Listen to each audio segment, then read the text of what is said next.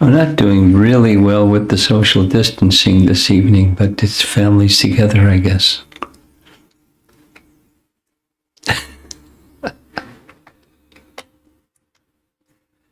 I think there's a ring back with this microphone system. He's the control panel.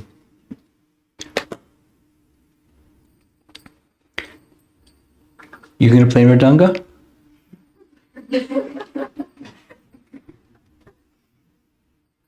How about I play Mridanga and you play harmonium?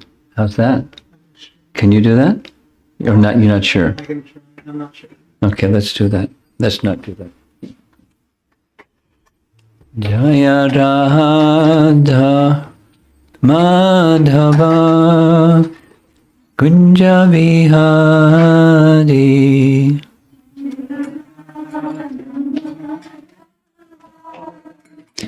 Kunja Vihari Jaya Radha Madhava Kunja Vihari Jaya Radha Madhava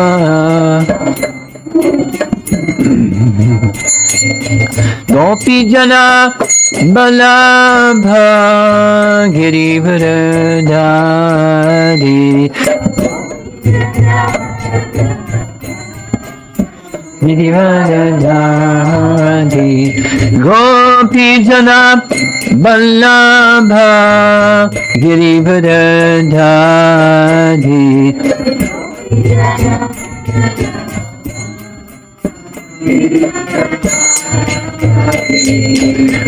Jatsodhanandana Brajajanarandana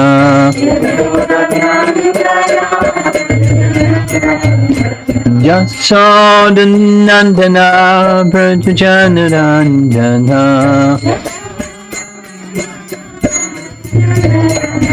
Jamanathiravana Chadi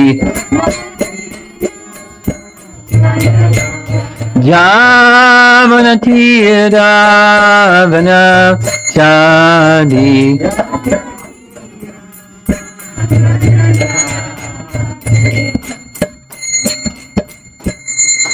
Should sing a different key? Jaya Radha.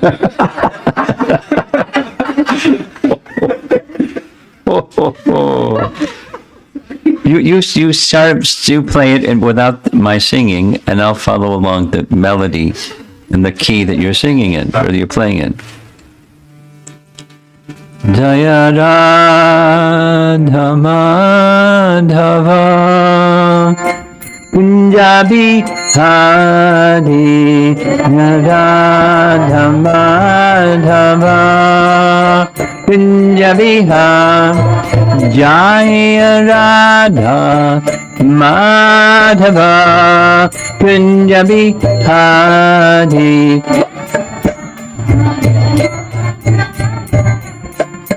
Punjabi Hari Gopi Jana Balabha Girivardhari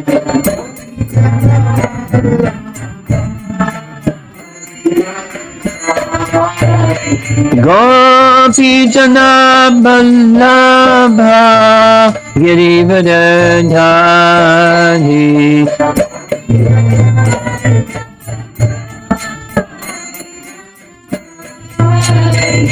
Jansodhanandana Brajajanarandana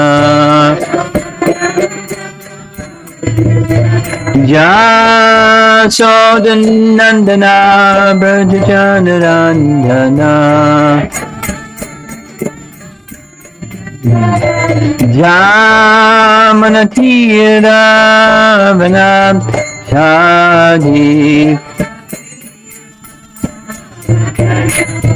Jamanathiravana Chadi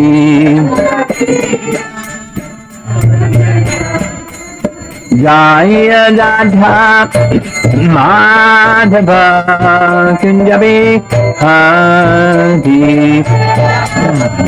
Madhava Kunja Bihari Jaya Radha Madhava Kunja Bihari.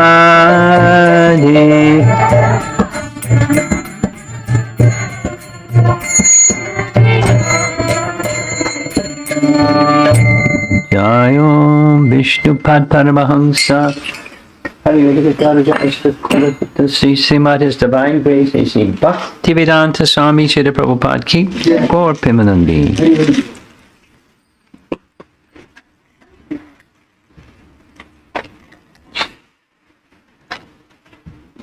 You live here, right? Yeah. This is your home. Yeah. Thank you for inviting us to your home.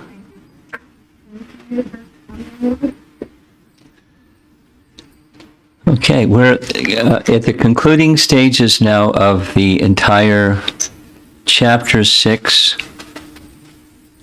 canto 10, the story of Krishna's killing the Putana demon. And this evening plus tomorrow morning will result in completing the entire seminar series. And starting this evening, as you see, Putana the false guru. So let's do a little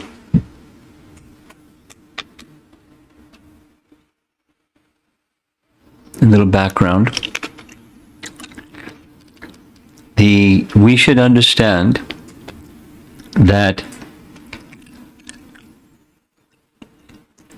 all of Mahabharata and the Mahabharata, you know what Mahabharata is? Mahabharata? Okay. Mahabharata is, Maha means great, and Bharat is the name of India, the history of Greater India, Mahabharata.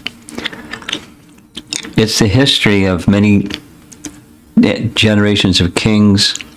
Very prominent, of course, in that Mahabharata is the sons of Pandu, or the Pandavas, their father Pandu, and Dhritarashtra, the elder brother, the blind elder brother. Yes? Okay. And then the younger brothers, Vidura. So Dhritarashtra, Pandu, Vidura, the sons of Pandu, the sons of Dhritarashtra in the battle of Kurukshetra. So in Mahabharata, it gives histories. It's a type of literature from the Vedas that gives history. And the Puranas, like the Srimad Bhagavatam, is similar, but it's another category of history. Purana means old, the old ancient history. The focus of the Puranas largely is the Supreme Personality of Godhead, the supreme source of everything, and what emanations from him, his other expansions, his devotees, and the histories of those personalities. Histories. So within the context of history, there's philosophy. So over here is another portion of the Vedas that's philosophy. And it's not easy to understand the philosophy without context. So the context is the history. Let's take, for example, the ideal family life. So you can read a book about ideal family life. Then you could see an ideal family. Or student life. Here's something about student life. Here's an ideal student. Or here's a monk, a renunciate, a sannyasi. Here's some philosophy about that. Here's the lives of some persons that are really exemplary sannyasis. So the history explains the philosophy in context. It's the philosophy brought to life. Oh, that's what that philosophy means. That's what that philosophy means, based upon the context. It's easy to tell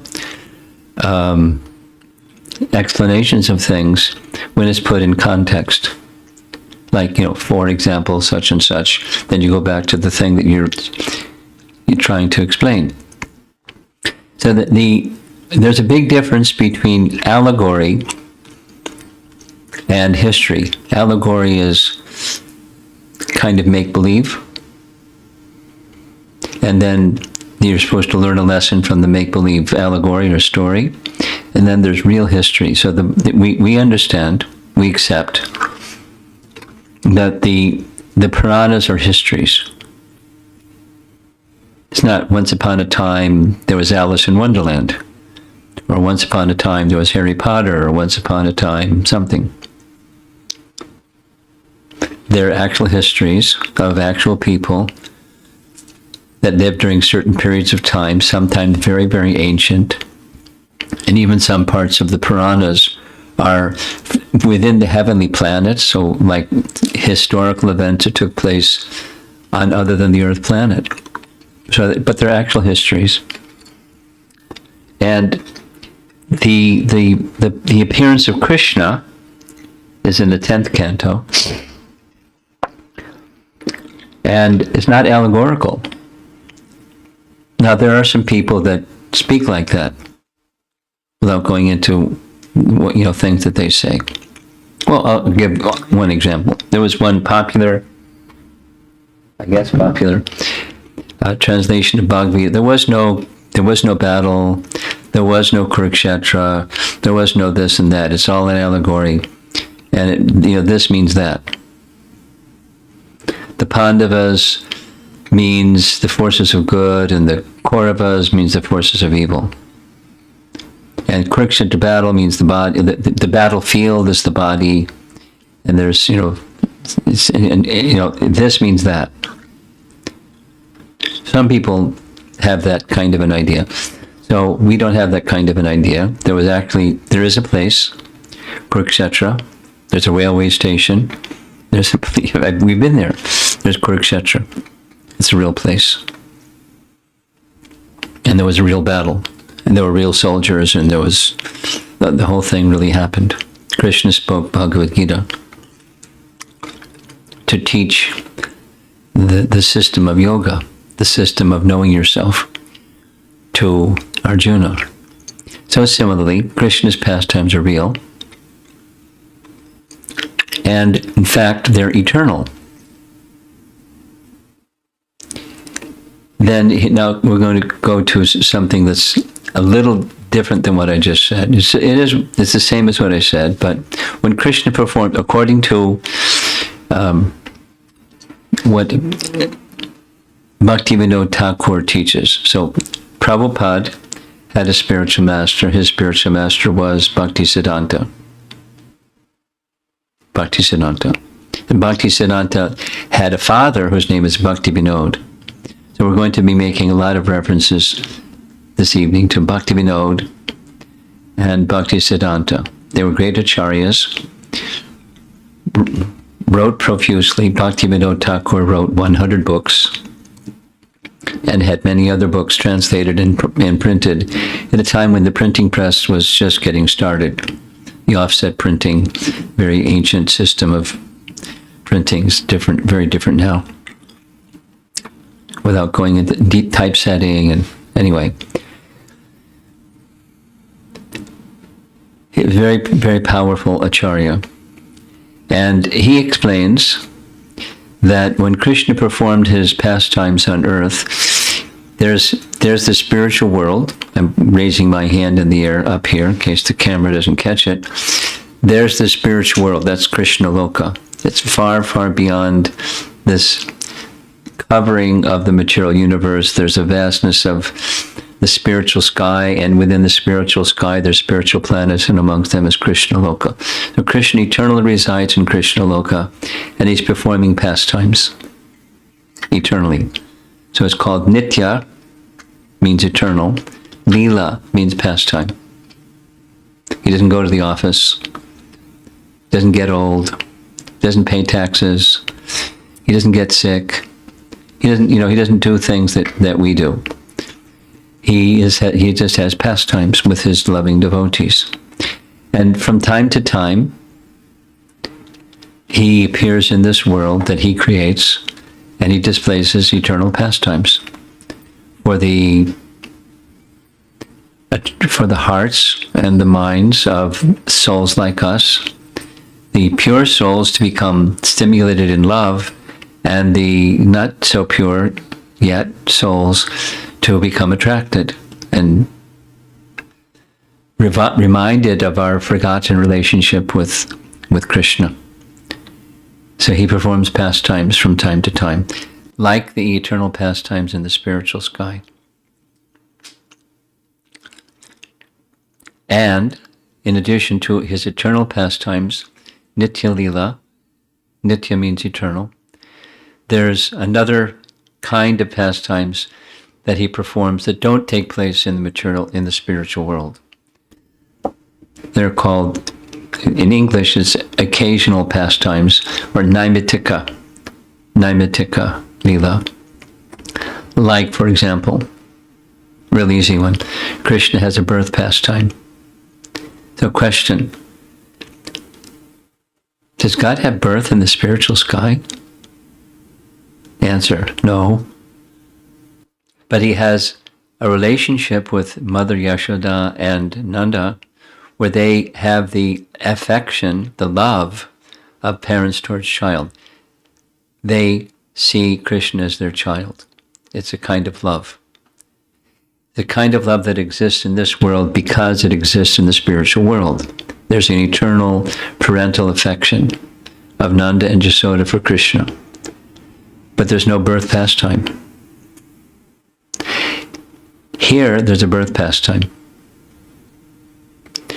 And the same purpose, just to attract the hearts and minds of conditioned souls like us, and to stimulate the loving sentiments of Nanda and Yasoda. So he performs a pastime where they participate in being mother and father. Now, the birth of Krishna is not like the birth of a child here, but they have that mood of love for a small child. And the Putana pastime takes place when Krishna was just 6 days old. Because, I'm sure most families having an Indian background participate in Krishna's appearance day, Krishna Janmashtami. Krishna Janmashtami? Yes? Janmashtami. We go to the temple and we worship Krishna on Krishna Janmashtami. And then the day after Krishna appears, because he appears at midnight, the day after, there's a big festival. His appearance festival. Utsava means festival. And Nanda has a big festival called Nandotsava. And he gives charity and abundantly to everybody and everything, and so forth and so on. And brahmanas and mantras and rituals, and it's really a nice festival. And that was the first day after he was born. And then Ananda was considering, there's one person that also by culture one is to give charity to on an occasion like this, and that's the king. Problem. What's that? Well, Kamsa has killed 6 of the sons of my dear relative and dear friend, Vasudeva. So if I give charity for the birth of a new child, Kamsa may put 2 and 2 together and get 4. He may figure out this is the 8th child of Devaki, but he's over there and you're having a birth festival on the very same day that the 8th child of Devaki was born. So he didn't know what to do. He wanted to be religious and, act appropriately. And he had to pay taxes. So he went to Mathura to pay taxes. It's a function that he was the king of the community of people that looked after agriculture and cow protection, kind of like the landholder and then the people that worked the land. And they pay taxes to the king. So he went to Mathura to pay taxes. And he found out from his dear friend and relative Vasudeva that there's going to be problems in Vrindavan, in your land, so best you get back. So he went back quickly. And when he got back, he found all about the Putana pastime. That no, he didn't see it as a pastime. This witch came, tried to kill him. Krishna was protected, and so then so forth and so on. And he did what Nanda did, and Mother Yasoda did what Mother Yasoda did, and the elder Gopas and Gopis did what they did. They were so glad that Krishna was protected. They performed rituals for the protection of their son plural, because they all saw Krishna as their son. That's how it is in Braja. And according to Bhaktivinoda Thakur, there's a purpose. In addition, there's a third purpose. There's stimulating the love, nourishing the love of the parental affection devotees in Vrindavan. That's one. Attracting the hearts and the minds of conditioned souls to Krishna, because he's exhibiting wonderful pastimes. And a third is for those who are practicing bhakti, sadhakas. There's another purpose, and that is to help us practicing sadhakas overcome some obstacles, because there's a whole series of demons that Krishna killed in Vrindavan. So Bhaktivinoda Thakur says there's a special potency in these pastimes that are both simultaneously instructive and beneficial for those who are practicing devotees, sadhakas like us. And Putana specifically represents one of the first obstacles that comes about when one is trying to move in the path towards a more spiritual dimension in life. And that is persons that really don't know, that they don't have proper qualification to be teachers, but they take the position of being teachers. Or the false guru. So Putana represents.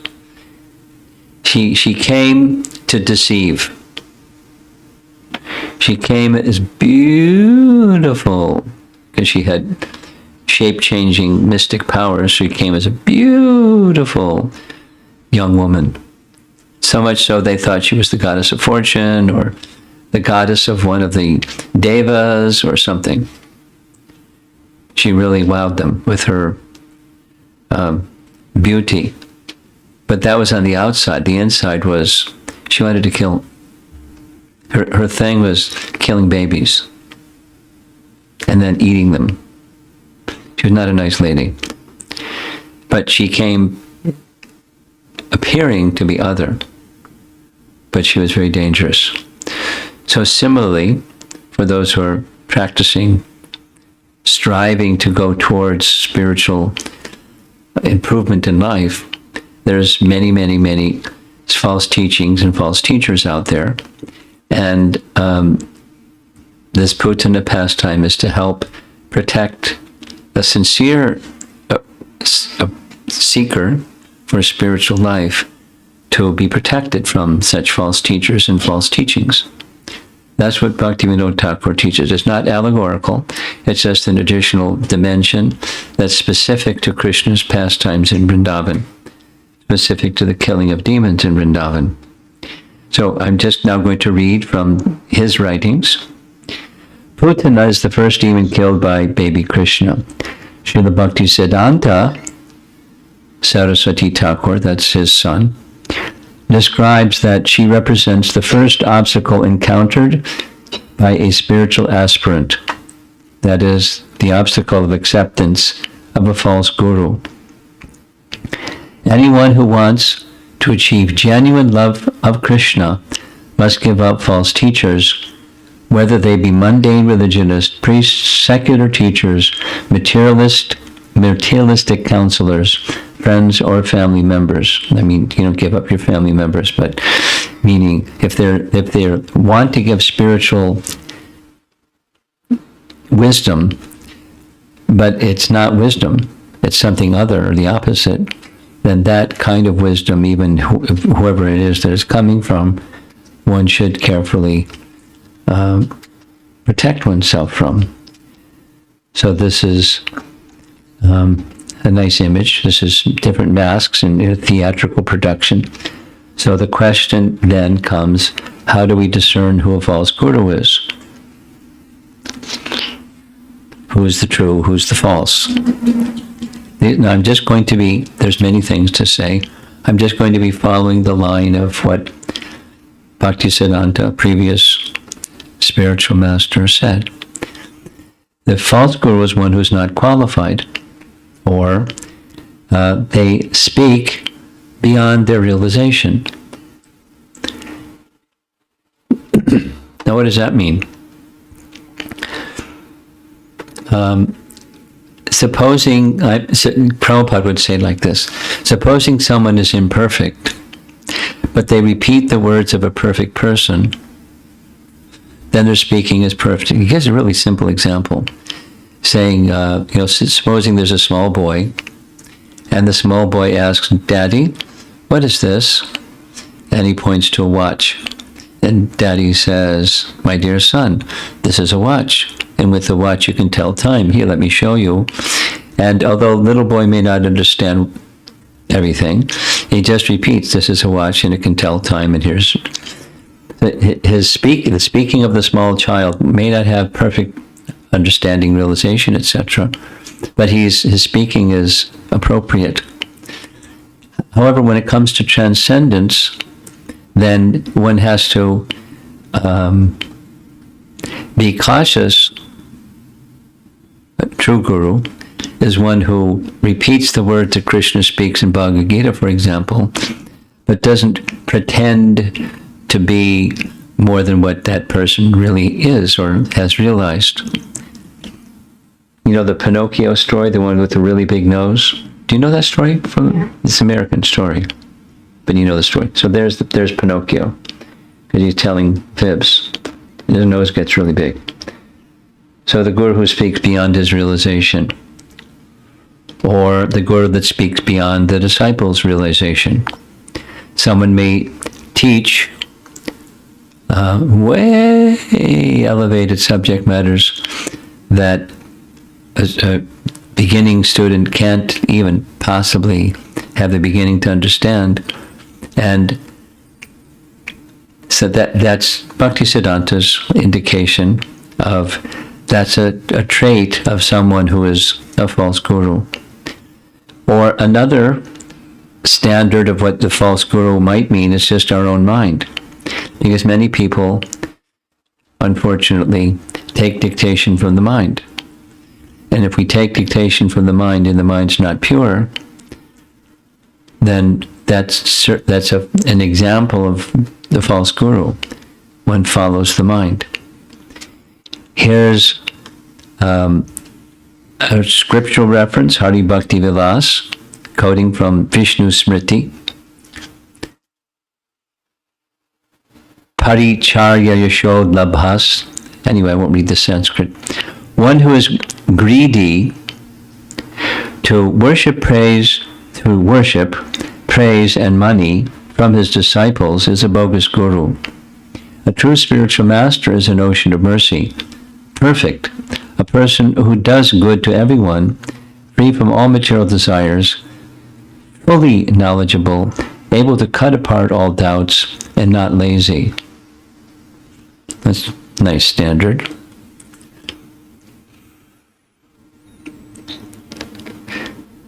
So just to break it down a little bit, sometimes in the world, persons pose themselves as a spiritual personality because it suits a subtle desire they have for adoration, distinction, fame, recognition, people giving them money or giving them praise or giving them position. And I know some individuals that have a spiritual profile, but it's very, very clear. They don't have the qualification they're posing themselves as, and they're putting themselves forward as, and that's their happiness. is receiving those adorations and praises and etc. It's very sad, but it happens.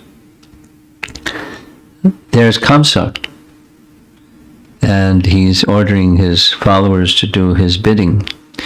Kamsa, as described by Srila Saraswati Thakur, that's Bhakti Siddhanta, says about Kamsa, is representative of the materialistic leaders of religious institutions. In order to suppress genuine spiritual life, Kamsa advocates a superficial simulation of religion. His instrument in accomplishing this purpose is his lackey in the form of Putana, who represents the false guru. She came deceptive. She came like a mother. And Devaki and Yashoda were right there. And when they saw her conduct and her apparent mood and her beauty and her this and her that, they were also fooled. So Krishna protected himself, but protected us from the false guru, Putana. Kamsa's standard of qualification for a guru is mere membership in his church or sect. That is to say, I mean, there was a period of time, I mean, there's probably Indian history like this, but I'm a little familiar with European history like this. There was a very big problem between kings and the Catholic Church in Europe, because one helped the other. They scratched each other's back. The church was supported by the king, and the king supported the church. The church supported the king supported the church. And the leaders of the church started becoming decadent. But they were supported by the king, so people followed the church. And the king became decadent, and the church leaders became decadent. One of the decadences, one of the big matters had to do with a practice in the Catholic Church at the time, is if you sinned, there was a process of atoning for sin. You know, there's a Sanskrit term, prayaschitta. You familiar? Prayaschitta. Prayaschitta means atonement. You do something sinful, and there's a means to counteract the sin. That's atonement or prayaschitta. So the Catholic system was, and still is, you go to the church, you go to a place where the priest is, you confess your sins, and then the priest makes two recommendations: certain prayers that you're to recite, and certain sacrifice of money, of wealth. It was called indulgences. You indulge in sinful activity. They sold, the word in the Protestant faith was, they're selling indulgences, and they're training the priest to maintain the church by selling indulgences. So they rebelled. They started a Protestant faith. Different. So there's an example where the purpose of atonement for sin was being abused. There's nothing wrong with atoning for sin, but the way it was being exercised was abusive, exploitative. That's a false guru example.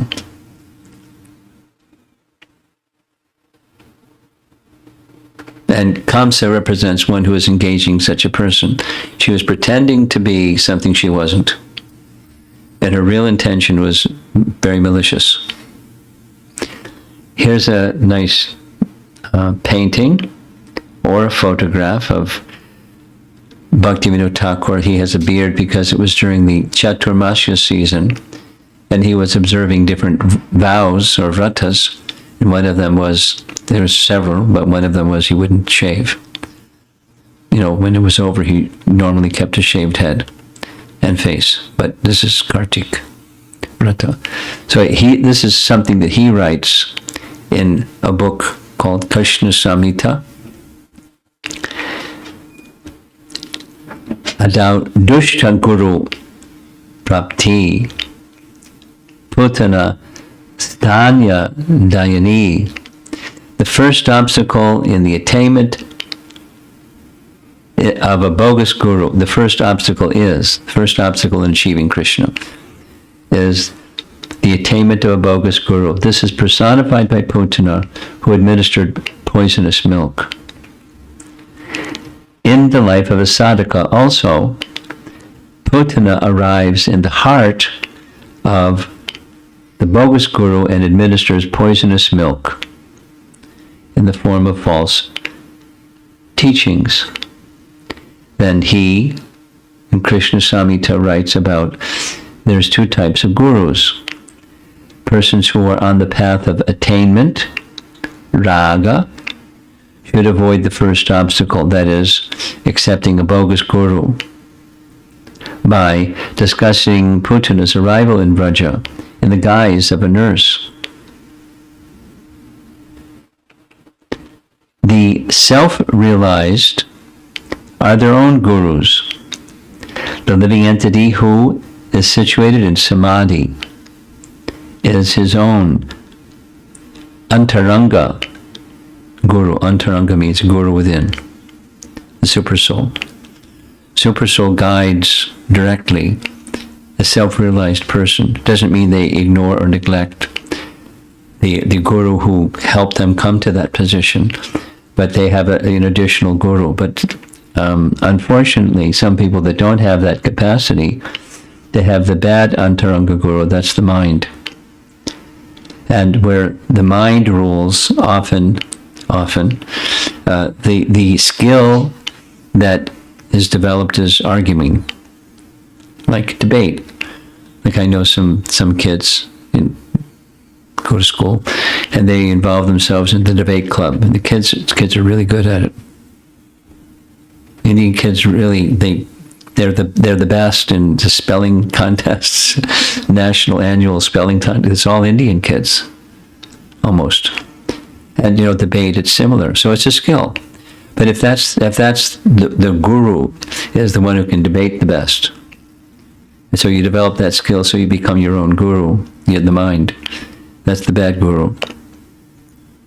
One who accepts argument as his guru and who learns the process of worship from such a guru is said to have accepted the shelter of a bogus guru. Pretty interesting illustration, huh? When argument poses as nourishment for the living entity's constitutional duties, this may be compared with Putana's falsely posing as a nurse. Clear? Clear? Okay. What's the remedy? He offers, all arguments should be engaged in spiritual subject matters. Worshippers on the path of attachment must immerse all arguments in spiritual subjects and take shelter of samadhi. Now, not exactly argue, but try to discern and clearly understand in the descending manner from the proper sources, Guru, Sadhu, Shastra, understand the conclusions of Scripture. And if supposing there's another person that has studied Scripture and they have a different appreciation, realization, then you discuss. And the goal of such discussion is discernment of the absolute truth, not victory over the other party. So now I'm the qualified one, because that went on in India. There was a system where people would debate, scholarly people would debate, and if you lost the debate, you had to become the student, the follower of that person who you lost. So debate was like a big deal, big, standard for a learned fellow, is they could debate really nicely. but it's always inconclusive, and it's not the method of understanding Krishna as being a good debater. Another nice painting. There's the external guru, pictured here. The fit guru knows the path of bhakti and instructs his or her disciples accordingly. Before was the antaranga, that's the guru within, that's super soul, or the mind that's directed by super soul. And then there's the external, bahiranga guru.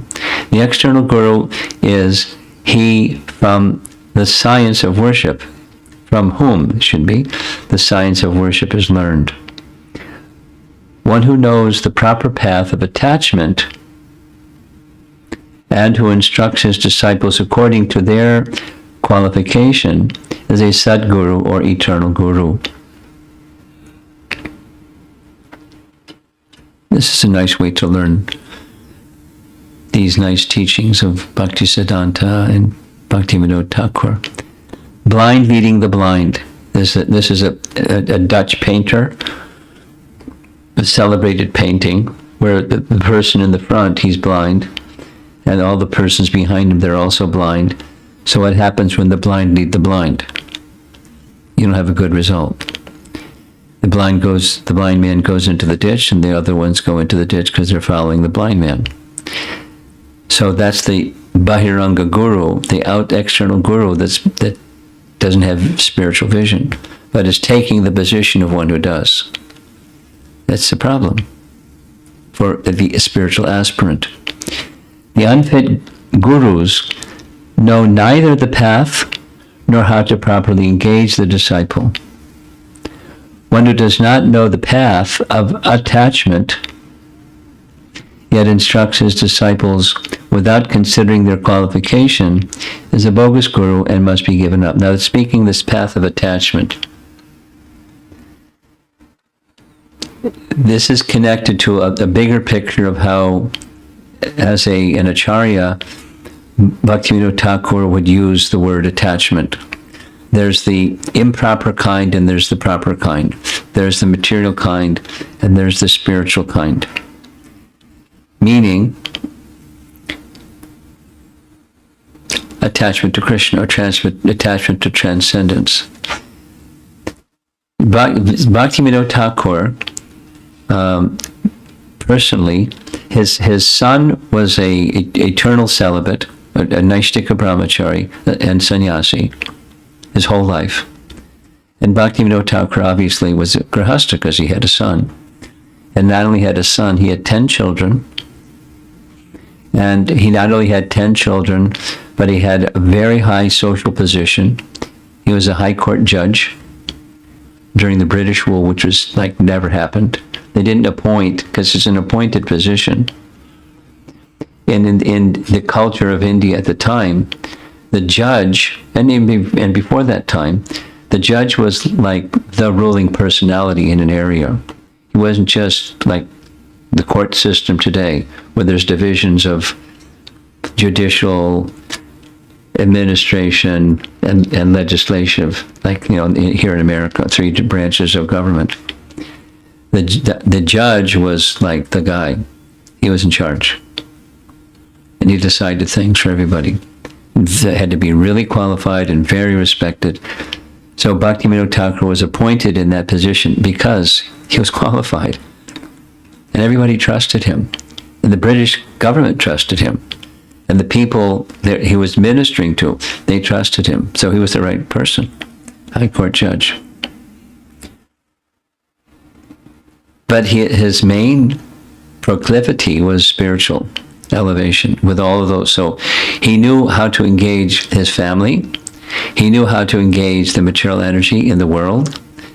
That's what he's referring to as the path of attachment to transcendence leads to detachment from the temporary, although involved in it, with children, family, social obligations, occupation, governmental rigmarole that you have to do when you have a post like that. he understood the whole system, how to engage oneself without renouncing the world, but engaging the world in service to Krishna. So he knew that's how he's using this term attachment, the path of attachment. Attachment to transcendence while living in the world. That's how he uses the term. Different speakers could use, or writers could use the term in a different way. Another text where he also refers to Putana as the false guru is Chaitanya Shikshamrita. You see Bhukti and Mukti. What does Bhukti mean? Material enjoyment. Seeking material enjoyment. And liberation is Mukti. So there's just another enjoyment. What does it say? Enjoy your life. Person lying in a field holding up a big sign, enjoy your life. Enjoyment. Mukti. And then liberation, that's the images of bird being released from a cage and now he's free, he's liberated bird. So in the material world, these are two very prominent pursuits for worldly people. They want to be an enjoyer. When they get frustrated, they want out of here. Liberation, that kind of mukti. Putana represents the false guru who teaches bhukti and mukti, either material enjoyment or the material, the negation of material, that kind of liberation. Duplicitous false devotees attached to bhukti and mukti represent Putana. Being merciful to the pure devotees, Krishna as a baby killed Putana to protect the newly born affection of the devotees for him. Maybe we should speak a little bit about this mukti, material enjoyment and liberation. So, liberation is something that a learned person wants. There's once you have a clear picture, not just frustration with, oh, I wanted to enjoy and it wasn't fun, and I want to stop this, it's not fun anymore. That's one kind. But let's speak a little bit about Buddhism, because I'm familiar with Buddhism from visiting China. You know a little bit about Buddhism? Yeah, a little bit? How about your sister? A little bit? Okay. Buddha teaches, the root cause of suffering is desire. You know the story of Buddha? A little bit? Más o menos. He was the son of a king. So when he was little, young boy, he had regal privileges. And his father, the king, was in a big, not just a palace, but this big wall surrounding where his family lived and grew up. So with royal privileges, as a young man, he went for a carriage ride with his, the king's assistants. And when he was going around the kingdom, he saw suffering. Without detailing, there's different kinds of suffering. Adhyatmika, adhibhautika, and adhidaivika. He saw sufferings. And he saw that the cause of the suffering in each case was person's attachment to trying to be the enjoyer of something temporary. So he, as a young boy, developed the desire he saw a monk, a mendicant, who looked very free and contented. So I want to live like that. I don't want to be a king and a prince, and I don't want material enjoyment. So he left his kingdom and went to a place where he performed meditation, sat in silence for a long time to overcome desire. And then came to external functioning in the world, having achieved, according to Buddhist doctrine, he achieved enlightenment and gave teachings. And the teachings of Buddha say the root cause of suffering is desire. So if you want to stop suffering, stop desire. How do you stop desire? The teaching says, first of all, you live a life of goodness, which any spiritual teaching will say, live a life of goodness. And in that chamber of goodness, you bring the mind to the place of detachment from enjoyment. And how you do that, or anchoring the desire to enjoy, that's this one on the left, the desire to enjoy is overcome by his philosophy, or his teaching is you have to be fully in the present moment. Like you've heard, mindfulness. Have you heard that term? Mindfulness. It's a Buddhist term. It's a Vedic term. But so there's the past that people lament over, and there's the future that people worry about. It hasn't happened yet. Depression and all those things often have to do with worrying about the future or lamenting over the past. They did this to me, or I'm really bad, or something. This negative emotion thing, it arises from desire that's not in the moment. So his teaching is be in the moment. Mindfulness. And you be in the moment, and be in the moment, and be in the moment, and be in the moment, and be in the moment. When you get really good at it, you can go on the other side of the moment. And what's on the other side of the moment? Enlightenment. So stop desire. That's a very simple way of saying what his teaching is. And the Vedic wisdom, he rejected the Vedas. The Vedic teaching is, listen carefully, the root cause of suffering is not desire. The root cause of suffering is ignorance. And from ignorance comes ignorant desire. And from ignorant desire comes bad activity. From bad activity comes suffering. The root cause of suffering is ignorance. And so knowledge, a guru is meant to give knowledge. Not just theoretical knowledge, but practical knowledge, whereby, the qualification of a student or disciple is to be understood, and according to the capability of the disciple, knowledge is given, or more knowledge is given, or more knowledge is given, or more knowledge is given.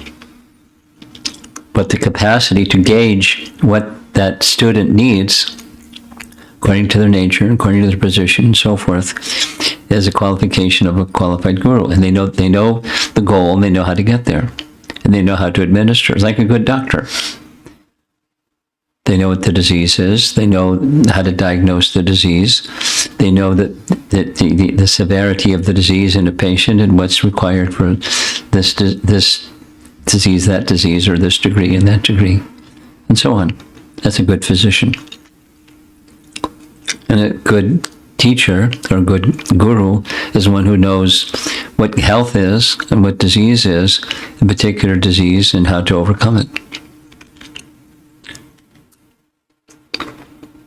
So this idea, aspiring just for cessation of material existence, that's the literal meaning of the word nirvana. That's this enlightenment of Buddhism. You've heard the word nirvana, right? Nirvana? No. You're not sure? You've heard it? No. Nirvana. So the enlightened Buddhists, they're seeking nirvana. Nirvana means cessation of material existence. That's that kind. You stop. Sit in meditation, and you don't do anything for a long time. really don't do anything. You don't eat. You don't do anything. You don't sleep. You're in a trance of meditation. And you go beyond the material desire place, and you go into this nirvana space, cessation of material existence. So bhakti doesn't encourage that path, or that, because it's not really permanent situation. The permanent situation for the living entity is we're active.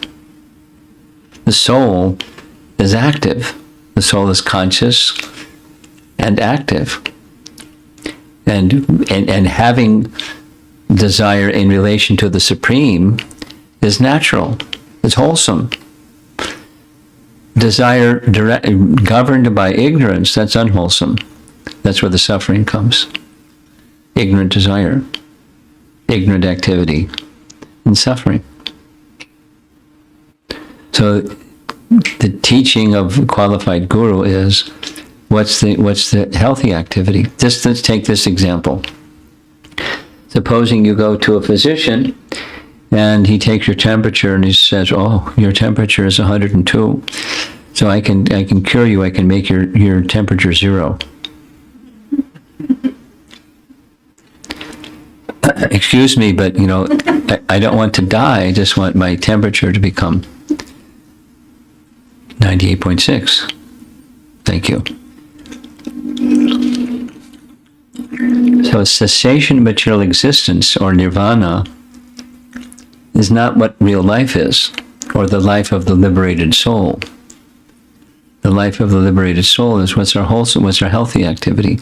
When you return to 98.6, your appetite is normal, and your digestive system is normal, and your social activities are normal. And when you're diseased, it's just none of it's normal. So you don't make it 0. You make it normal. And now this is in the realm of teachers and teachings, but our acharyas are helping us understand what the function of Putana, or Putana-like person, is. They're disguising themselves to be something they're not, and they're administering poison. Now, in Putana's case, her intention clearly was to kill Krishna. There was no lack of clarity of what her intention was. And in contrast, a false guru may be even deluded into thinking what I'm doing is good. But their purpose, their capacity is incomplete. And what the net result is poison. That is to say, right from Srimad Bhagavatam in Canto 1, it's the very beginning part of Chapter 2. Actually, it's Chapter 1. Prayana Payushak Shabya Kalavasmin Yugejana Mandak Samandamatayo Mandabhagyapatata. The verse says that persons in this age of Kali, they're not so inclined for spiritual life. And if they are inclined to spiritual life, the rare person that is, the difficulty is there are many persons that don't know, impose themselves as teachers that say they know, and the person is misled. It's common. Probably all of us have encountered that to some extent as we have been passing through life. Teachers that don't really understand the conclusion of the Vedas. I'll tell a little story, and I think I'll end here. It's a nice story. In Vrindavan, it's in North India. You know where Delhi is on the map of India, right? North India, UP. And then above Delhi, there's the Himalayas. Big mountain range in North India. So when it gets really cold in the Himalayas, many of the sadhus with their followers come down to Delhi, because it's cold, but it's not cold like in the Himalayas. So there's it happens that in Vrindavan, there are sadhus that, they're dressed like sadhus, piles of hair and sometimes long matted locks dragging behind them, wearing very simple cloth, and they have their followers. So one of these persons, sadhus, came to the Vrindavan temple with a whole group of people following him. He was one of those that had dreadlocks that long dragged behind him on the ground. Kind of cool. They could have tied it up, but he had it dragging on the ground. And when he went in to see the deities, Krishna Balaram, he saw over to the side, there was a book table, a long table with Prabhupada's books on it. And he, raised his, we heard the story from the person who was at the book table. He came over, his followers are right behind him, and he looked at what's on the book table, and he told his follower, get that book, it's Bhagavad Gita. Prabhupada's Bhagavad Gita. So the follower took the Bhagavad Gita, and they went in, took darshan of Krishna Balaram, the whole group, and came back. And 2 days later, the sadhu came alone, because he just wanted to say he spoke enough English, apparently, that he could speak. Maybe he had a translator, I'm not sure. But he said, my whole life I've been teaching Bhagavad Gita, but having read this Bhagavad Gita, now you understand that I have not understood Bhagavad Gita, and now I'm getting some understanding of Bhagavad Gita for the first time in my life. Just from reading Prabhupada's Bhagavad Gita. So he was a qualified person, in one sense, by sense control and austerity and so forth. But one requires knowledge in order to reach the goal beyond the negation kind of attachment or detachment. One requires the proper understanding, and then with that understanding, a lifestyle that corresponds with the understanding. So Putana represents, we're hearing from these two great acharyas, one who poses themselves as being capable of delivering something, in her case, motherly affection and the milk of the mother, and instead not having that qualification and delivering something that's very detrimental instead of something that's very beneficial. So I think we'll stop there and see if there's some discussion. We'll continue this. There's more, but we'll stop there.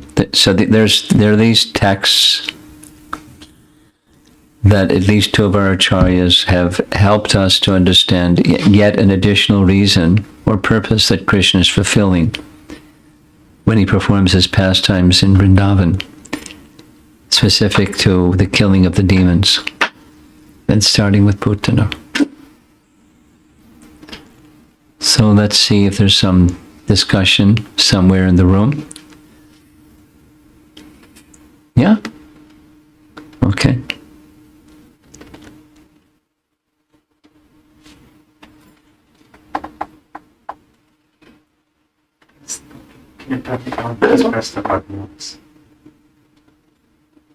You're good. Alright.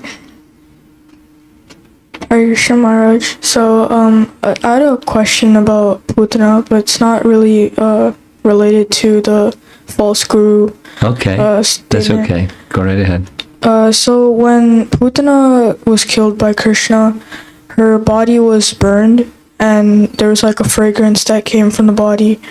And I had a question about generally how some bodies, like of regular people, they're burned after their soul leaves the body. Yes. And of sadhus, they're buried. The body is buried when the soul leaves the body. What is the purpose of, like, what is the purpose of burning the body and burning the body for a regular person and for burning the body for a sadhu? Okay. There's different ideas, but this most common and simplest one is the soul is very attached to the body. There's affinity for the body. So when the body is unfit, the soul is supposed to leave, but some souls don't want to leave because they're very attached to the body. But if the body is burned, they can go on to the next situation.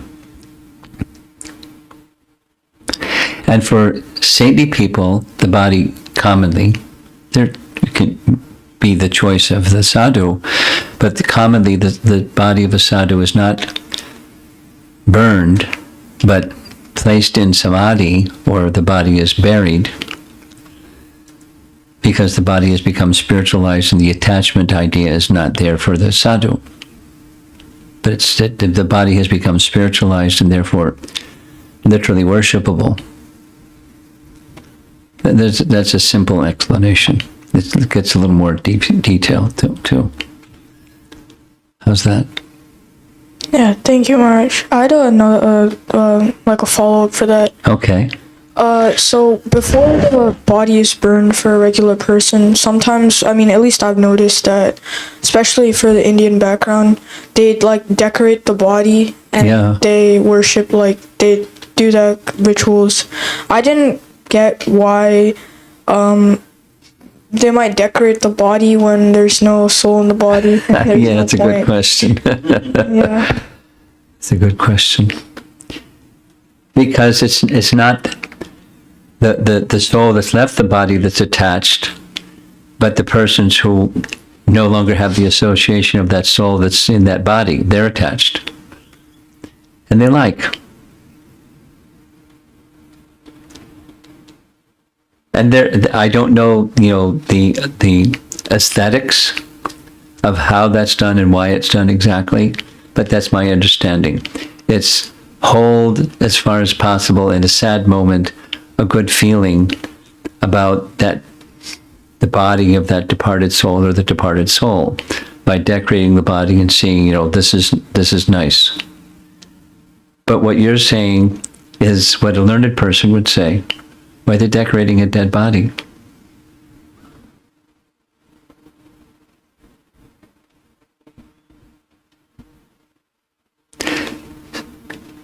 It's for the benefit of the affection and of the persons who had relationship with that person, or had appreciation or some special regard for that person, and they want to have their final memory of the body is a nice memory. So it's for their tranquility and their attachment, largely. Thank you. All right. We're going to wipe the... We have this little practice of wiping this microphone. Okay, there you go. I go to Christian school and teacher says God's son is Jesus. And then I asked who is God, and then she said Jesus is God. Jesus is God himself. I'm listening. Is Jesus not real, or is Krishna's? Is Jesus' father's Krishna? Jesus' father is Krishna.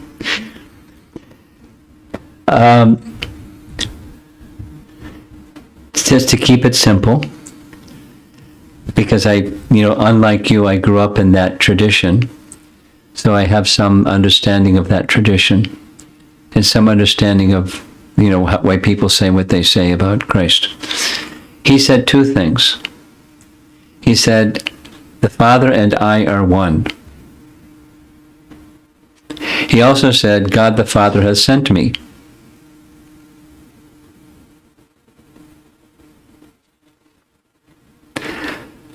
So they pay attention to the first one. and they somehow don't pay attention to the second one. But we have the same idea. The function of the representative of Krishna is guru, and the guru is as representative is one with the person who he's representing. The guru is to be treated not as God, but the guru is to be treated as good as God. The Father and I are one.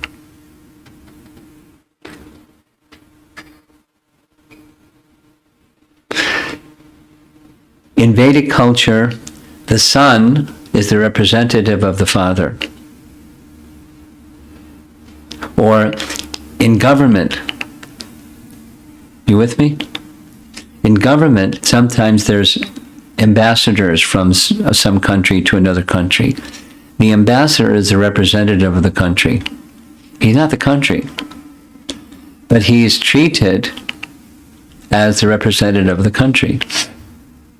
So when the ambassador goes to visit some other country and some gift is given to the ambassador, it doesn't belong to the ambassador. It belongs to the country. And respect that goes to the ambassador goes to the country. Although he's the ambassador, they may respect him as an ambassador. He's not the country, he's the representative of the country. So like the son is to the father, like the ambassador is to the country, the guru, or Christ, is to God. They're to be treated as one. But he's the Father hath sent me. He's the Son of God. And Krishna is the Father. Now, some persons over a period of time have developed a different understanding. That, it's prevalent. Christ is God. Period. Or exclamation point. That's it. Christ is God. It's incomplete. But that's their conviction. Okay? So your business and my business, our business, is not to, get a stick and whack them and say, you've got a wrong understanding, my dear friend. Here's the right understanding. We don't do that. But we should be clear what our understanding is. The representative of God is the representative of God, is to be respected as much as God is to be respected, because he's representing God. But he's not God. He's representing him. Okay? Over in the front, up here.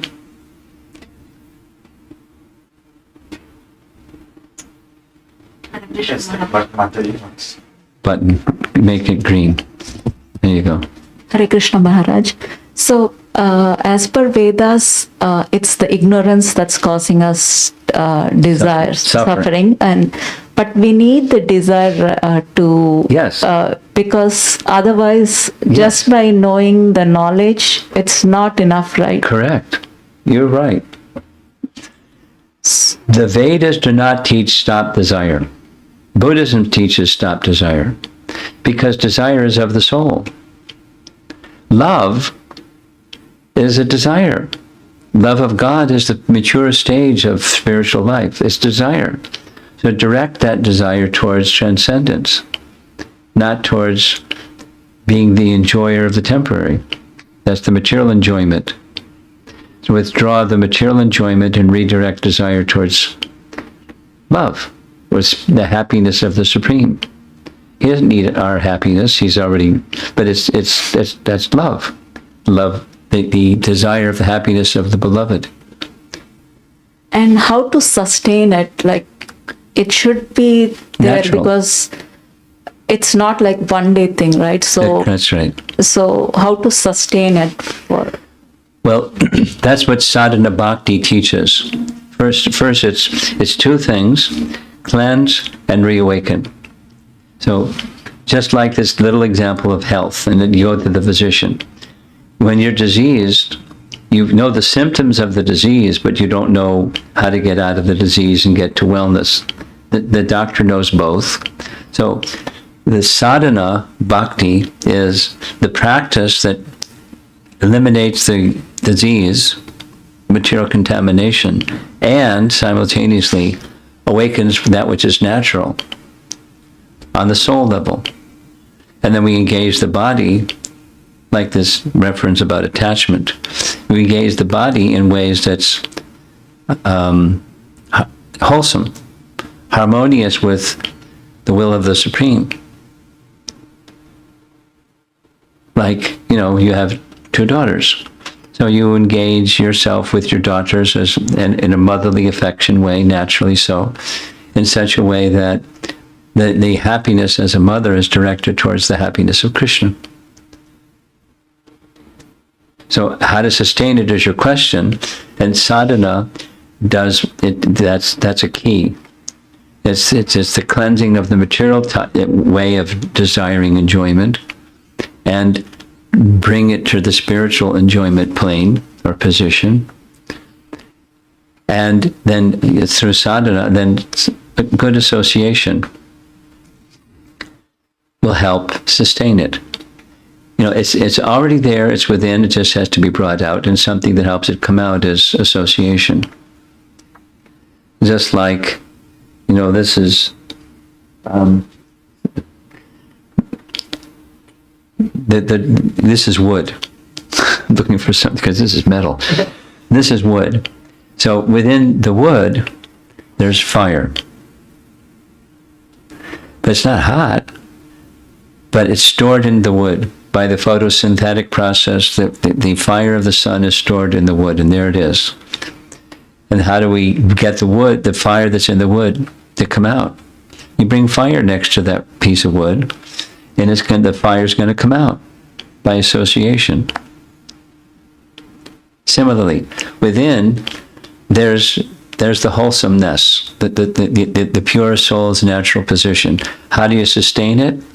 Sustain the association of those that have it, have that same quality, that desire to be in service to Krishna in a loving mood. As a grihastha, we are not always associated, like sadhu sangha is there, but not always, right? So, is my understanding right? Like, I have to apply whatever is teaching in Bhagavad Gita in my life, and use Bhagavatam for that transcendental bliss, so that I can experience here, but Bhagavad Gita is to lead me to the path for transcendent. That's a nice understanding. That's specific to your comment about, I'm a grihastha and I can't always get association or sadhu sangha. You can get association of sadhu sangha from reading Bhagavad Gita in the Bhaktivedanta purports. You can get association that way. And then you have gatherings, at least from time to time there's gatherings, and you come together in those gatherings, and that's sadhu sangha.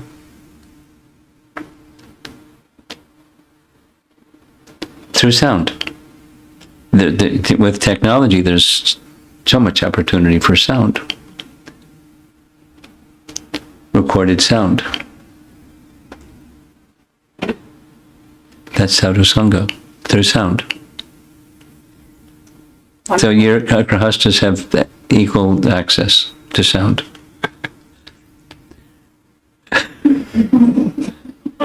No, when you're in the kitchen, you can hear sound. When you're brushing your teeth, you can hear sound. When you're doing your other activities, you're hearing sound. You're associating through sound. You can associate with Krishna through sound, just through Bhagavad Gita. And the acharyas who are commenting, through sound. Yeah. I have seen people like who are really advanced, but they fell off. Like, so I have that fear. Like, I just started. So I have a fear that I may lose it. I don't want to lose it. That's good. But why would they fall when they knew it? They had the knowledge. Knowledge, as you said, knowledge isn't enough. we have to put the knowledge into practice. Well, you said it. You have the answer to your own question.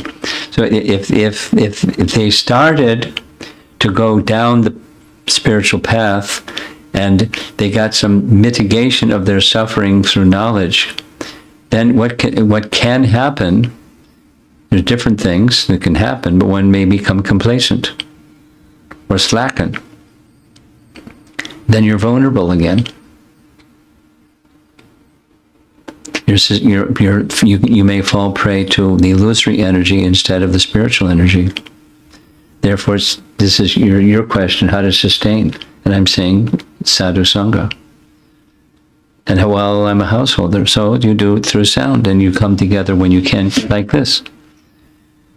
And if this isn't going to happen every night or every day, that's, but you take the opportunity when you have it, and otherwise through sound.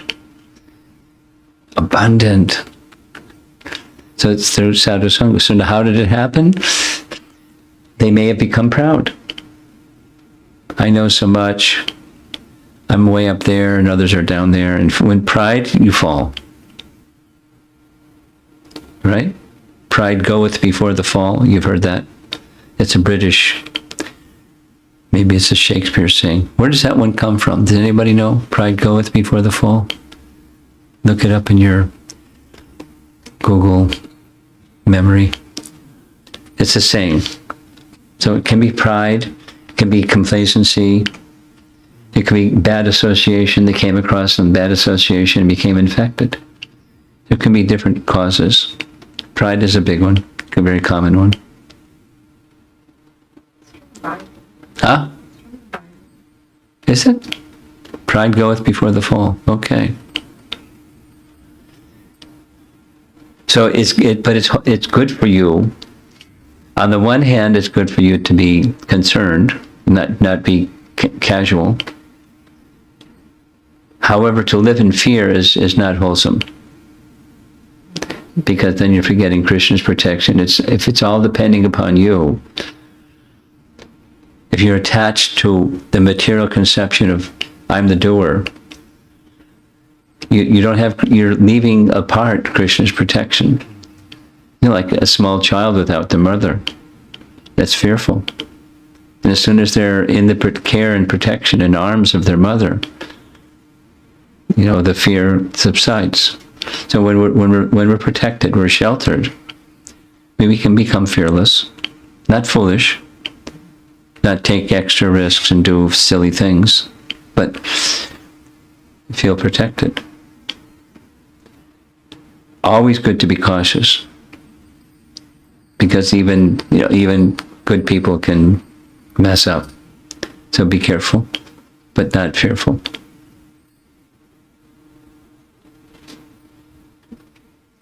Maharaj, is there any checkpoints like, okay, this is where I'm slacking, or so that we just stick to it? I know sadhu sangha, but a checkpoint for ourselves. Become clear.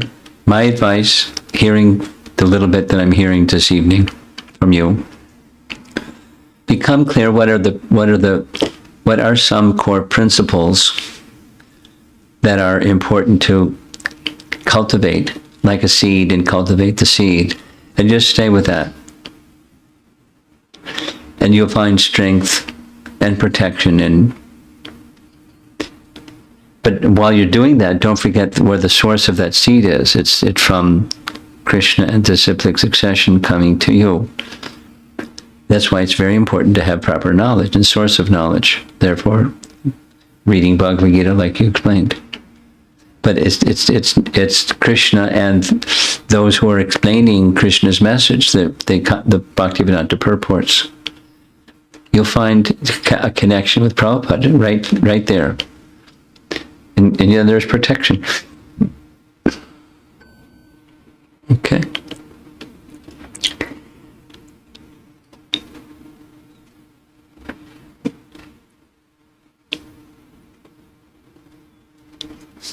Do you two want to ask anything? Or you're shy, or? You're okay. If you want to, you can raise your hand and volunteer something. If you don't want to, that's okay too. Okay. Shankadari always has a question.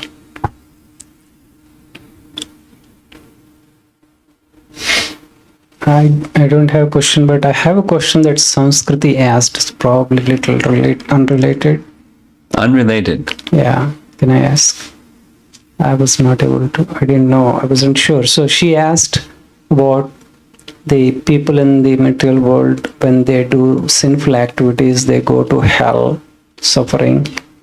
Is it the same for the people in the heavenly planets? When they do bad activities, they also suffer, go to Yamaloka. That's what I think her question was. When they do bad activities, they go to where? Yamaloka. Why not? They may not, and they may. But why not? Why not? Is there a reason why not? This person is thinking of? You can't fall that far? Is that your question?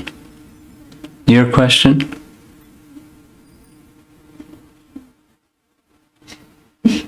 So why is it that a person in the heavenly planets that do something very sinful, they can't enter hell? Is there a reason why they cannot? The question is, in the conversation she asked. Clarification on the question. Go ahead. She asked when Indra, when any demigod did any bad thing or something, will they also go to Yamaloka? That's the question. Yeah. There's not clarification on the question, and my response is why not? No, they may not. They may so many maybes, but why not? You do something that qualifies you to go to Yamaloka. You go to Yamaloka from whatever the position. She asked because Indra, there are so many bad things he does, and always he gets remedies or excuses or something. Well, he gets some compensation, but he certainly can be reprimanded severely too.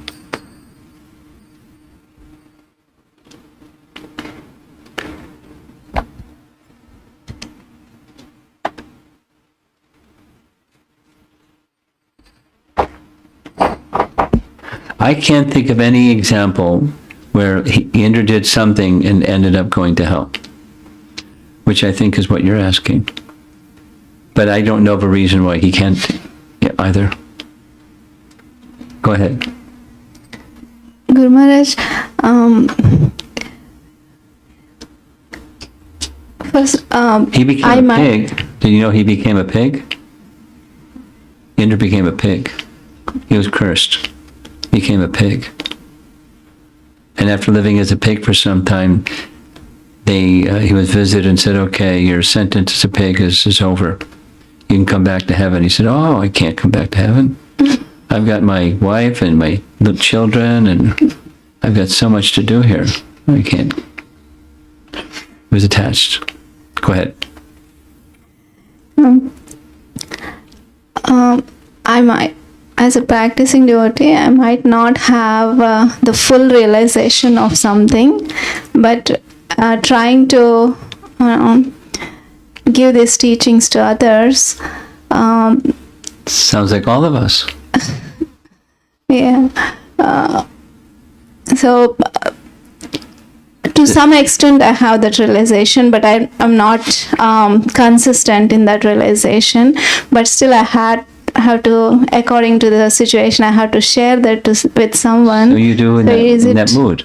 You do in that mood. You're not posing yourself as somebody way up there. That's the point.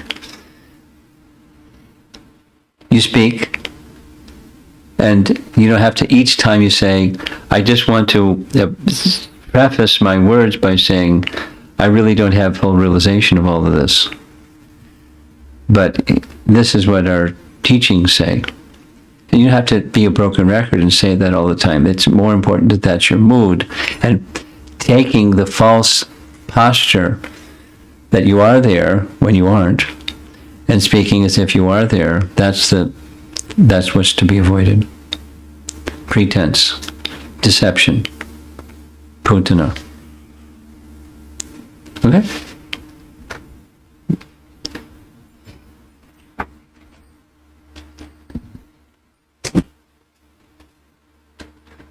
Wow, we're not even going to pay attention to the online people tonight. Go ahead. Maharaj, on the slide about the inner guru, like the antaranga, and the mind and argumentation, You like that one? I was a little confused by it, so I didn't understand clearly whether Bhaktisiddhanta Saraswati Thakur was talking about arguing with your own mind or arguing with other people. Arguing with other people. Okay. Taking the pretense that I know because I can argue better than other people, and then becoming proud or immersed in one sense of capacity because, and believing my mind says so, it's got to be right. That's the antaranga guru. Okay. When it's misapplied. Because the self-realized soul properly applies. How are we doing online? There's lots of questions. Oh. The first one is from Vilasa Manjari. False guru is one who speaks beyond his realization. Beyond his own realization means speaking something that he hasn't realized. We just touched on that a little bit. That was your question. I mean, it wasn't verbatim your question, but it was the nature of question. The main message here, is my understanding, is this: don't delude yourself or others to say that you're more advanced than you are. You speak the message as you understand it and have realization of it. Like, let's say you're not the body. How many of us have that realization? How many of us are on the Brahmabhuta platform? Prasanatma, Nasoshatina, Kamsa. So we speak it. We have faith in it. It's Krishna's words and we speak it. And it's a strong sloka. But we're not taking the pretentious position that's saying, I have full realization, which is kind of like negating what that sounds like as I'm speaking it. Don't speak above your realization. The realization I have is I have faith in that verse of Bhagavad Gita and Krishna's teaching of that verse of Bhagavad Gita. I'm not pretending to be something that I'm not and speaking beyond my realization. My realization is I have faith in that verse, and the bhakti process will take one there. That's my realization. Next question from Chaitanya Rasa Prabhu. Hare Krishna Guru Maharaj, in terms of wrong gurus, sometimes people are committed to the wrong guru. What is the course of action for them when they realize but not able to leave the wrong guru out of gratitude? Well,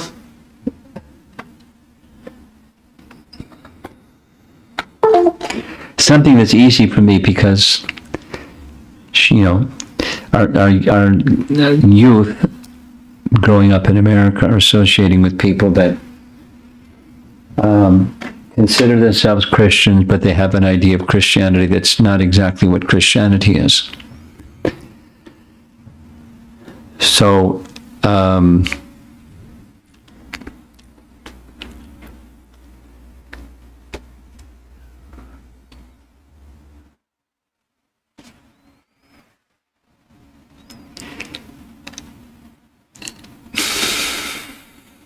Maturing from the word the thought that comes to my mind in response to this is maturing from where I was through sadhu sangha, through the association of those that have a higher understanding, more complete, comprehensive, profound understanding, and letting go and taking that transitional phase. It may be a little uncomfortable to go to a more mature, complete understanding of something.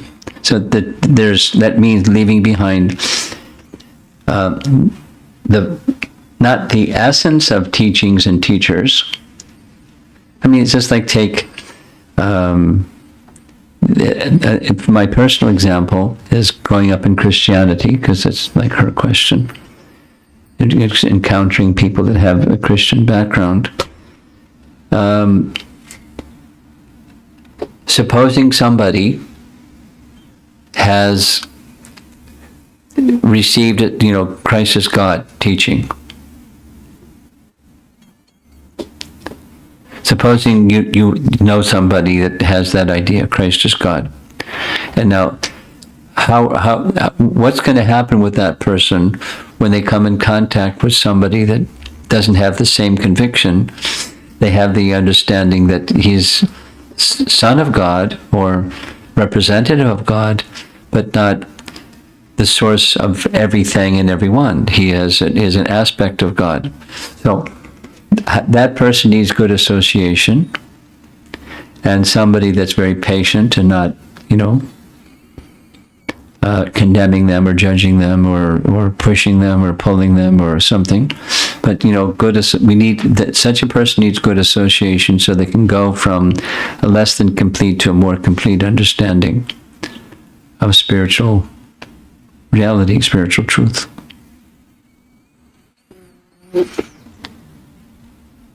And from the common, from the Indian perspective, somebody grew up with something. We all grew up with something. So the Western perspective may be Christianity, and the Indian perspective may be something else. We all grew up with something, some idea of some conception of spirituality or what's godly or something like that. That person needs good association so they can go from the value that they did have to a more mature picture of transcendence, and some practices that can help them give support to that. Yes. Next question is from Amara. Hare Krishna Guru Maharaj. We can be careful as to where we hear from, but sometimes even in parampara hearing, there could be flawed intentions of a speaker, or they may not speak the essences of Vedas. This is such a subtle thing that it can be very difficult to ascertain a right source. How does one identify a false guru based on Guru, Sadhu, and Shastra? Based on Guru, Sadhu, Shastra, that's how one identifies. You have to become knowledgeable in Guru, Sadhu, Shastra. Saying the same thing a different way. I really appreciated how Prabhupada answered the question, how do you find a real guru? It was in 26 2nd Avenue, and Prabhupada was speaking on this topic, and right in the middle of class, somebody interrupted him and said, Swamiji, how do you know who's a real guru? So he stopped the class, and the flow of the class, and addressed his question, and said, if you're going to go to the marketplace to buy a diamond, you better know what a diamond is before you go to the marketplace. Because you go to the marketplace, the merchant may very well get a sense you don't know what a real diamond is, and they'll give you glass. Because you're a sucker, you're a pushover. So before you start looking for guru, you have to have some understanding from scripture what guru is. It's not a subjective, entirely subjective based. There has to be standards by which you know, and then you look what You hold up to the lens of Guru Sadhu Shastra. Does this match? And you evaluate on the basis of Guru Sadhu Shastra over a period of time. That she will find in Nectar of Instruction. It's the duty of a disciple to evaluate the Guru, and the duty of the Guru to evaluate the disciple, not just with reference to Guru Sadhu Shastra. Next question is from Atulya. If someone has experiences of other paths, Appearances of what? Experiences of other paths. Other paths. Oh, I thought you said past. Other paths. Other paths. Okay. And are connected with other gurus, and the person is a sincere seeker, how to respectfully share about the previous gurus and present Srila Prabhupada as a genuine guru. On one hand, I fear speaking disrespectfully about other gurus, even though they may be bogus, and on the other hand, I fear being duplicitous of not informing the person. A lot depends on the relationship, in response. A lot depends on the relationship. A lot depends on the faith of that person, the faith in the,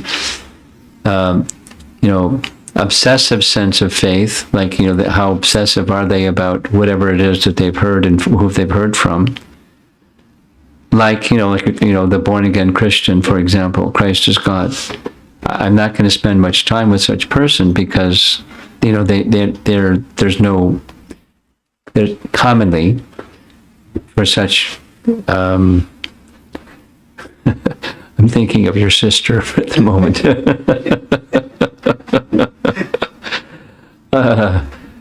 You don't try to say anything to such people.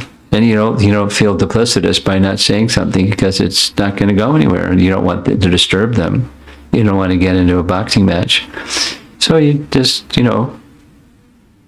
smile and don't invest much time and energy. And so it depends on the person, the relationship, and their flexibility and their position of faith, how you deal with it. On the one hand, you don't disturb their faith. On the other hand, you want to give them something genuine. So a lot depends on you and your purity and capacity in Krishna consciousness, as well as the relationship. Sometimes Prabhupada would be very confrontational, and sometimes he'd be very accepting. And a lot depends upon the person and the circumstance. Next question is from Giri Varadhari Prabhu. Buddha left his family and went to forest. Sounds like Vanaprastha. Is Vanaprastha defined in Bhagavatam as what Buddha followed? How is Vanaprastha applicable to today's Grihasthas? That's a big question. You should write a book on it. And a lot of our ISKCON devotees are entering that phase of life. And it's not a lot of clarity. But what Buddha did was not Vanaprastha. He did go to the forest, but he was just a young man. He bypassed the whole Grihastha scene. He went straight to the stage of renunciation. But how to apply Vanaprastha in modern society? The principle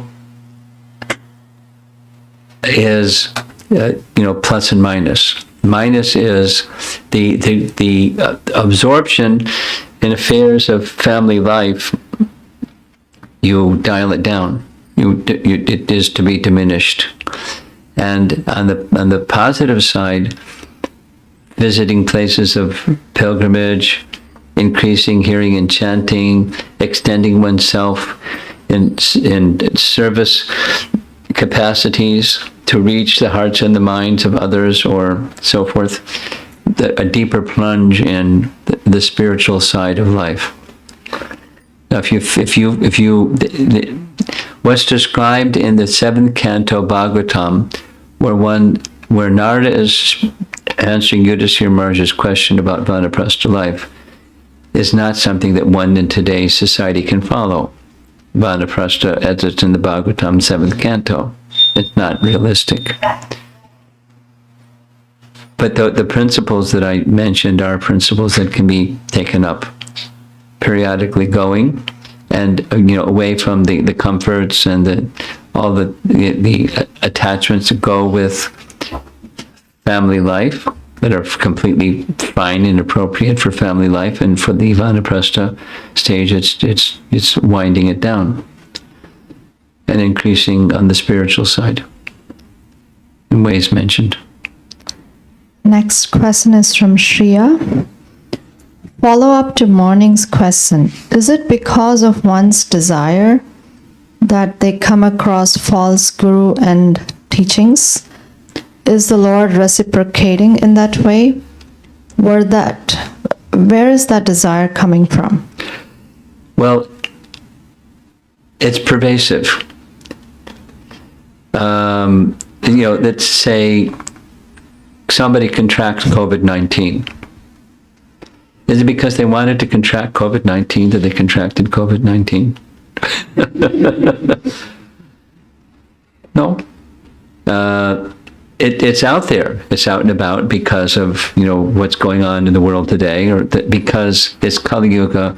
There are false teachers and false teachings abundant in the world today. It's not just because somebody. But why is it? Because there's an influence in this age of Kali where people's spiritual interest is less, and so there are teachers that take advantage of. They're sent by Krishna to take advantage of those that are foolish. So it's not a 10, it's not a 0. If one is, we most of us, probably all of us, have come across a number of false teachings and false teachers, and here we are, and we survived because there was a strong, sincere desire. So now comes your question of when somebody goes up, how can they come back down again? There can be different reasons. So it's not only if you have susceptible. So where does the tendency come? It's our enviousness of Krishna. That's where the tendency comes from. We really want to enjoy. We want to enjoy however we can, including the sense of spiritual well-being. But I don't really want spiritual wellness. So that may be where it comes from, when it does come from. False gurus are sent to us because we want them. Next. Shri Radhika Mataji. When I look back at my own spiritual journey, when I started casually window shopping in the spiritual marketplace, I was young, gullible, spiritually illiterate, and totally clueless. By causeless mercy, I met a bona fide guru. You elaborated on who is a false guru, that they're not qualified, or they speak beyond their realization, etc. But how is a spiritual aspirant who's just beginning her journey to have such fine discernment? It almost seems unfair that such a formidable obstacle is placed first in her path. Krishna comes to the rescue, and if he sees the sincerity in the heart, he'll send. So you don't have to have that fine discernment and all that stuff. Just be simple and sincere. That's all. Tarani Radha, 2 questions. One is, how can I protect myself from my own mind? Oh boy. Good luck.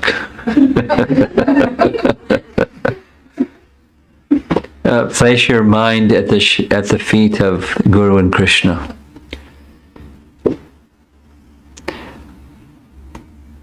You do that. You'd probably do both, but you place your mind at the heart of Guru and at the feet of Guru and Krishna, and that will protect you. They will protect you. And read Bhagavad Gita carefully, and you understand you're not the mind. You'll start to understand not only who you aren't, but who you are. And the more you can understand who you are, you're protected from your mind. you can just look at your mind and say, sorry, Manashiksha, my dear mind. You just sit down and you follow, we are going to follow Krishna's words, not you. No, follow my words. No. You instruct the mind. So you need spiritual strength and spiritual teachings to instruct the mind and be detached from it. So that's how. A second question. Some people come in the bona fide line of authority, yet they may not be pure. How can one identify such a person? This question came up already. Go ahead. Next is Rajeshwari Pran, Mataji. When reading scriptures, how to not get into the side of acquiring academic or intellectual mentality, but stay in the mood of attraction to Lord Krishna? How do I know I'm not in the other side of the spectrum? Well, we can know that we're mixed devotees. That's pretty reasonable assumption. There's something on the material side, there's something on the spiritual side. We're mixed devotees. So you assume that you're a mixed devotee. And then from that position of being a mixed devotee, you cultivate. That's the bhakti process, the sadhana bhakti process, is you cultivate bhakti. You cultivate what you just described. You know, let me take Bhagavad Gita, not for the purpose of academic conquering of a subject matter and all the things that we did when we went to college and learned all of our, competing and achieving and all that stuff. You change the channel to a different approach, and that is the receiving approach, not the ascending, but the descending approach. And you become eager. This is the bhakti principle. You become eager for mercy. I'm not going to really understand this unless I get mercy from Krishna and Guru to understand this. So you're calling from your heart, and you just cultivate in various ways the bhakti principle. And you just, like a seed, you continue to cultivate, and as we were discussing earlier, that's natural, it's wholesome, it's who we are. So you continue the bhakti process like that. Next is from Monica from India. Hare Krishna, dear Maharaj. In my college, sometimes I get to face discussions about Bhagavad Gita or topics related to God. Even at my home, sometimes I see elders taking the message from wrong sources. I always don't pay attention when I know that the source might be improper. Good. But I see the rest of them paying so much attention and taking the message in. What should I do and think when I'm in such situations? Also, if the message is from the right source, the potency is always there and it can also be carried. But if the message is received from improper sources, I sometimes comfort myself thinking that it might not be so potent that the message can be carried by the receiver who's being cheated. But how should I respond to such thoughts? Thank you, Maharaj. Sounds like a life question. Dealing with the world around us, that's like she just depicts it. So,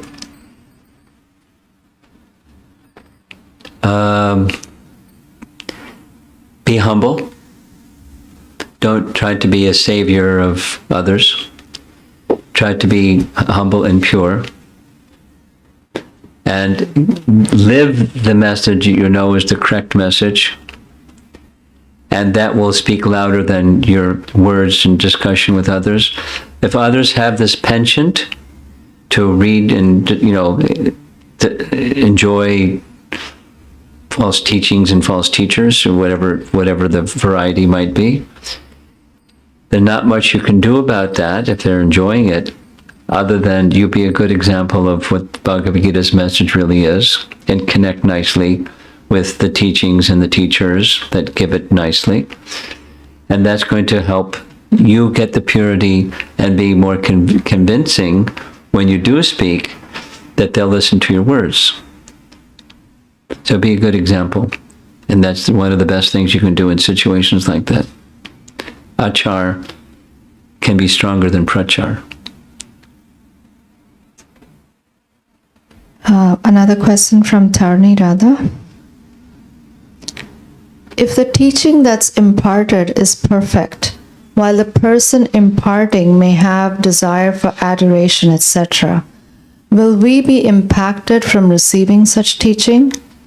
Example, Srila Prabhupada asking the initial followers to preach the message as it is, even when they were not completely pure. The answer is, it depends on degree and it depends on intention. Sachi Kumar asked an intention question the other day. So intention is very important. Supposing, like this example given, Prabhupada encouraged young people that really weren't pure to take the message and distribute the message. Now, along with one part of the impurity may be, pretentious.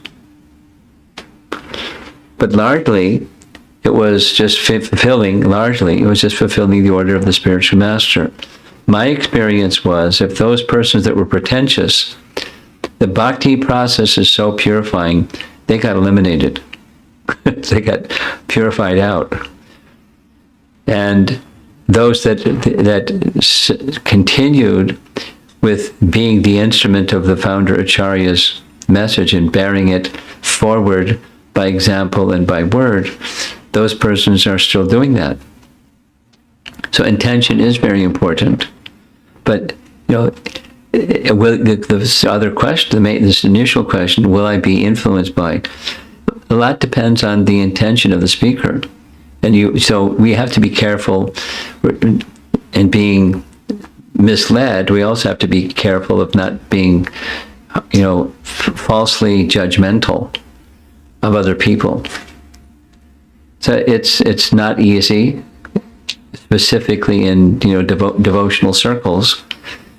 However, we want to take association from those we know, principal association from those we know are sadhu, and get our nourishment there, and you're protected, and you'll have then the capacity to have a clear understanding when something is off by having the example of something that's on. When there's light and then there's shadow, you know the difference from experiencing light. From Amrita Kelly. Guru Maharaj, we come across many of the articles or videos of so-called positive thinking or mindfulness or motivational talks. I don't. Similar to the Buddhist philosophy of stopping desire or living in the mode of goodness. I have a tendency to attribute some utility for those, thinking that they might be helpful in my devotional practices. Is that a healthy thing for devotees? No. Could you please help me understand if we should hear those at all? And if we can, what should be the right approach to hear or watch those types of literature or videos? Everything you need is within the Bhagavatam, and you know that. So I don't know why you're asking that question. No, I'm not speaking for everybody. I'm speaking to you because you're asking this question. So everybody is, so what's ideal? What's ideal is somebody that's really Krishna conscious, can gather essences here and there, but the essences that's here and there are already within the Bhagavatam. And so they may present in an interesting way that which is already in the Bhagavatam, but it's not, we don't want to, there's potency in the Bhagavatam that's not available in these other things. There may be techniques of how to present that are interesting for time, place, circumstance, or modern audiences and so forth. Let somebody that's really advanced take the risk of holding their nose, jumping in the cesspool, hearing how somebody presents something and come back out, take a nice shower, and Abhishek, and comes out and tells the devotee world, I learned something from this cesspool over here. So, or they present it in a way that's attractive. Now, I'm being making this extreme metaphor. On the other hand, there are things that people, aside from these self-help kinds of things, there are technologies of teaching and training that can be learned from people that know how teaching and training better than we know teaching and training. An example, Amrita Kelly, you can find out from Mahatma Prabhu, who is a very Krishna conscious person that has learned things from people that know how to make presentation. And you hear from him that you don't have to go do those presentation classes. Just learn from him, because he's Krishnaized that kind of stuff. So that's my recommendation. Just if you have an attraction, try to turn it to the opposition and read Bhagavatam for you. This is for you. Okay. Sanchari, Guru Maharaj, what does a calculated risk look like in Krishna consciousness? How do we determine if the risk will bring pleasure to Guru and Krishna? Well, yeah, that's a life question again. We're taking risk breathing. It's a reasonable risk, because if you don't breathe, you're finished.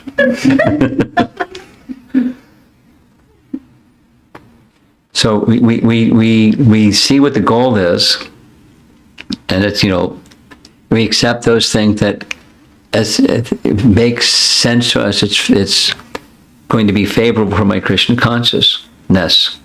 And when we do those things, we could just be in a padded cell where we don't have any germs or any bad association or anything. Just have our pristine padded cell. But that's not normal. We're taking risks, and we step out of that. And so you take risks that are going to help you and help others make the Krishna connection. And so how do we discern? Guru Sadhu Shastra and our practical experience. And keep wise people around you. And if you have a doubt, you ask. And if you really have a doubt, you can't ask, then don't do it. Those are some tips on how to discern. Next question from Chaitanya Rasa Prabhu's daughter, I think, Shubhadra. Hare Krishna Guru Maharaj, how do I rid myself of really bad addictions while not denying my mind of its wants? Well, it depends on what the really bad addiction is. And denying the mind what it wants is good. I mean, depends on what the really bad addiction is. But there are principles. This is now going back to Amrita Kelly's question. There are principles in addiction programs, and those you don't have to sign up for an addiction program, but you can understand the principles, and you learn what those principles are, and you apply those principles, and take somebody that's going to help support you to overcome that, whatever that is, that's unwholesome, but your mind is attracted anyways. It's not unique to you. The world is filled with it, and devotees come from the world. So we have those things that are in that category, greater or lesser degree. So find out, those are, I don't need to repeat. Find out what those principles are. Find out someone that can help support you and assist you, and you can hold yourself accountable to, and can consistently move in the direction. If you really want to, you will. If you don't really want to, you'll stay stuck. Just a quick comment. Hare Krishna Maharaj, so good to see you teaching. This is Tins Dugay, living still in Tucson, Arizona. Hare Krishna. Next is Ruchira. Hare Krishna Maharaj, I have a question not related to today's class. During annihilation, the living entities remain suspended in the body of Garbhodakshaya Vishnu. Yeah. How similar is this to Sayujya Mukti? It's not. Sayujya is, it's in the body of Mahavishnu is like anesthesia. It's suspended animation, deep sleep. And Sayujya Mukti is, how is it different? The material coverings are removed, whereas in the deep sleep situation, the material coverings are there, but they're just suspended. The subtle coverings are there, but just suspended. In the Sayujya Mukti, they're gone. I want to find out if our two little younger ones over here are ready to participate. You've been really patient, kind of like maybe restless. But is there something that you'd like to participate in? I'm inviting you. You're okay. Same? Yeah. Okay. Okay. We're done? Oh. Srila Prabhupada ki? Yeah.